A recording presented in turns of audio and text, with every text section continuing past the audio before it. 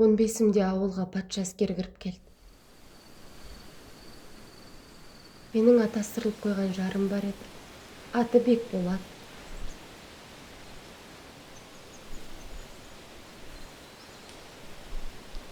Сол күні онымен кездесуім керек болған, бірақ бұйырмады.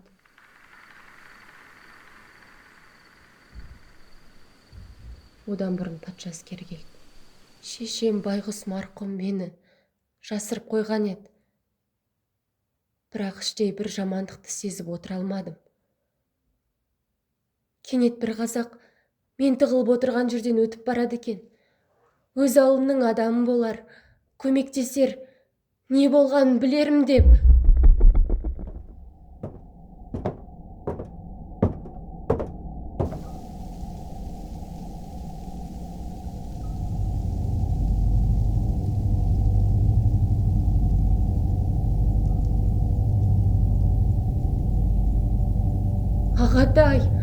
Ағатай көмектесші деп жалбарындым.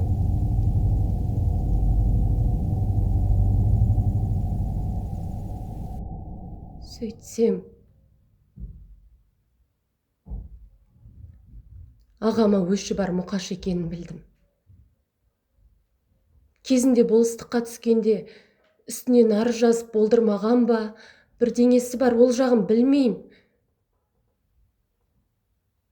Бірақ ол кісі мен оларға ұстап береді деп мүлде күтпедім.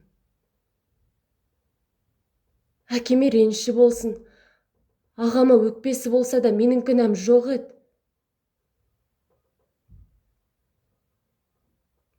Патша әскері менің бажылдап жылап, қарсыласқаныма да қарамай мені алып кетті.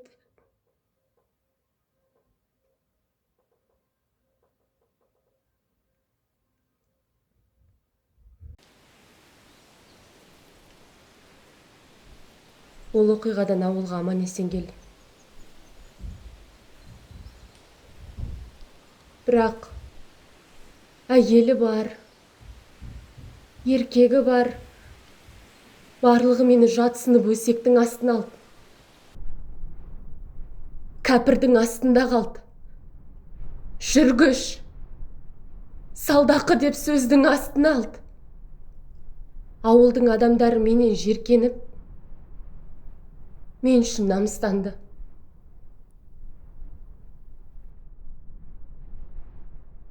Бірақ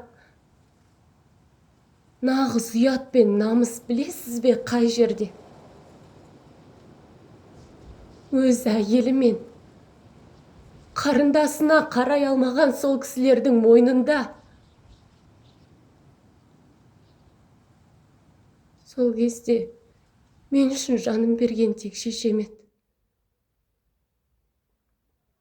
Ол жайлы ешкім айтпайды, айтқысы да келмейді.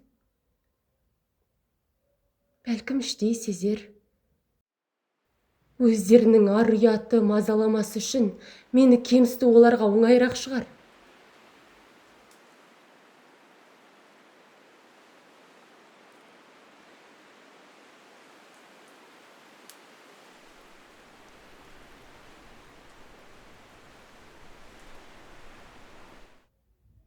Өмірден қатты түңілдім. Сүйенер адамым қалмады. Не үшін өмір сүріп жүргенімді білмеймін. Сол түні Құдай неге менің жанымды алмады екен?